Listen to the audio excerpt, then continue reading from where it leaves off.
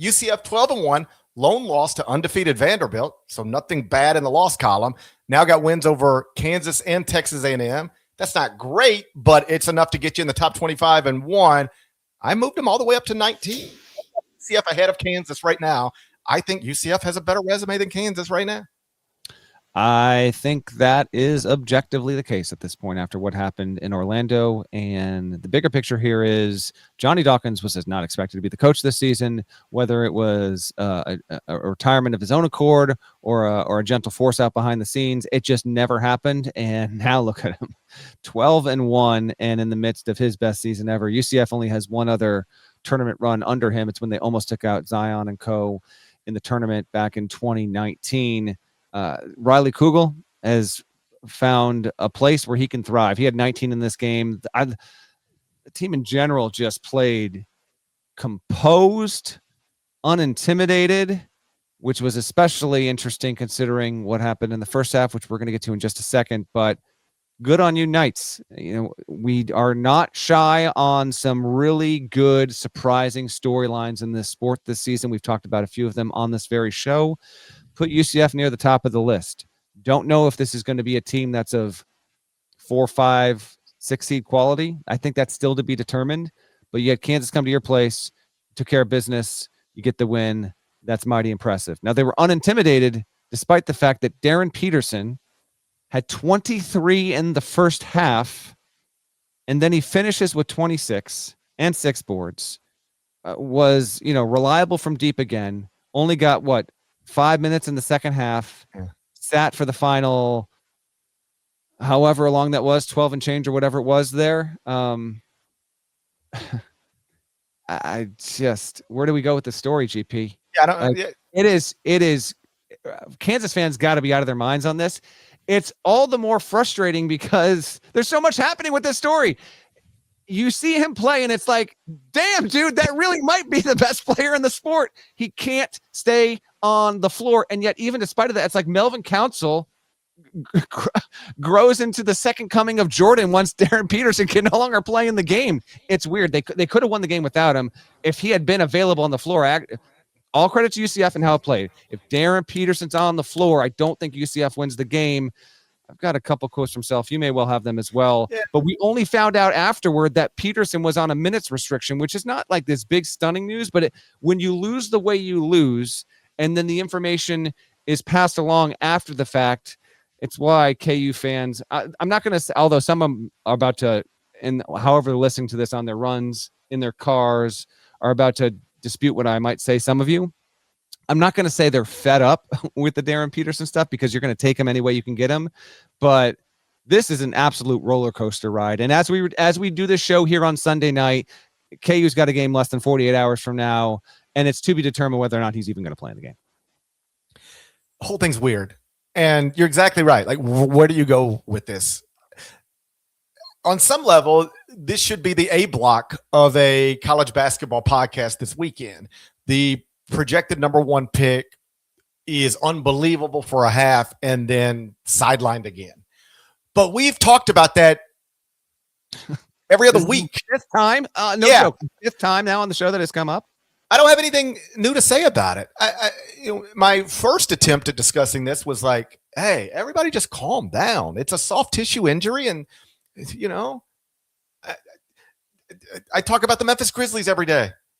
Have you seen the injury report? It ain't nothing but soft tissue injuries.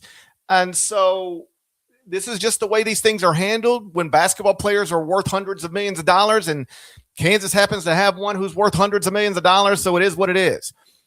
The only thing I ever push back on with any sort of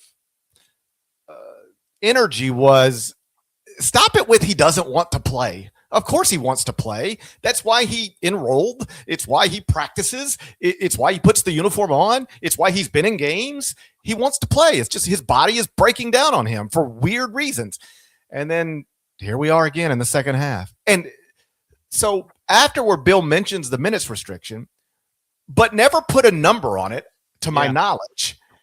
And then, I wasn't in the rooms able to answer the follow-up questions, but like he played 18 minutes in the first half. So if you're on a minute restriction, Why are you playing 18 minutes in the first half? Like, nobody knows more about minutes restrictions than I do. We're talking about the Grizzlies every day. The whole team lives on a minutes restriction. All right. Let's just say that for the sake of the conversation, the minutes restriction was the number that he hit, which was 23. And I don't know that to be true, but like you would, how about this? Forget that number. Whatever the minute restrictions is, it's got to be less than 40. And he played 18 in the first half. And I know that was because of foul trouble and other things. And Bill said after the game, he felt like he had to keep him on the court. Plus he's cooking. So let him go. No. Yeah. I mean, he's killing. He's 23 points at the half. But then perhaps because he played 18 minutes in the first half, I guess there's no way to know this, but his body started bothering him again. His legs started bothering him. I think that was the quote from Bill. His legs are bothering him. The exact quote is, among a few of them, to reporters, quote, "That's been a concern that his legs feel differently in the second half.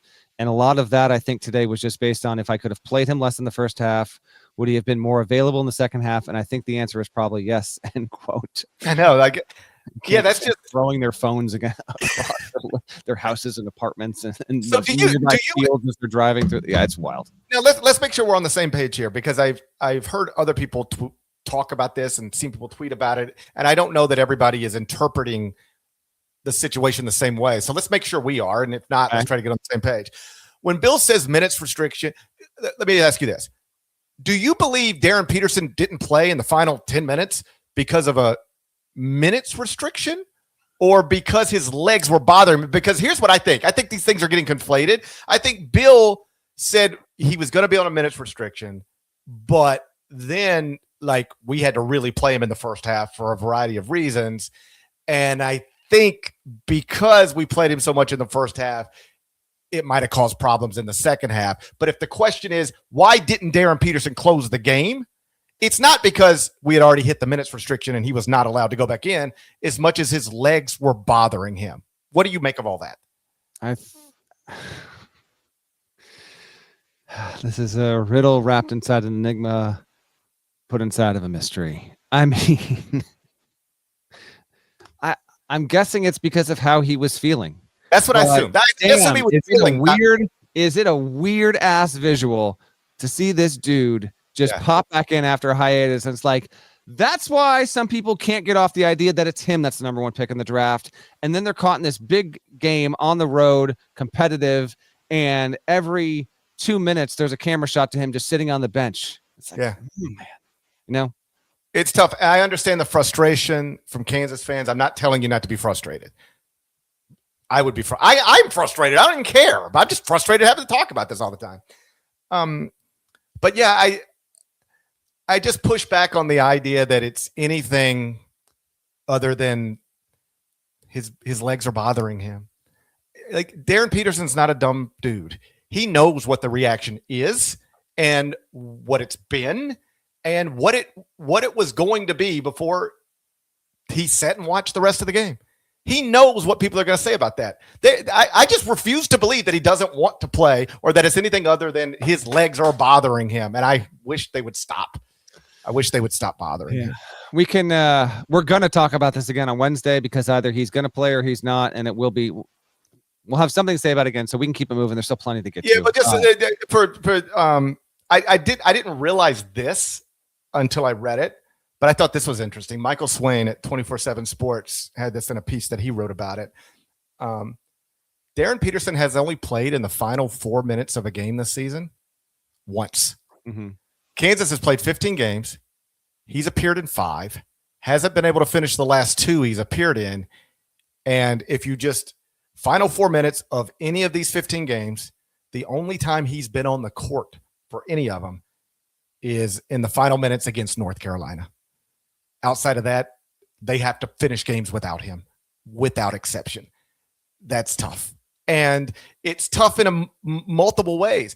It's tough because you're playing without your best player. That's never ideal. But then when your best player comes back, it just, I don't want to say it messes up anything, but it changes everything. It changes everything.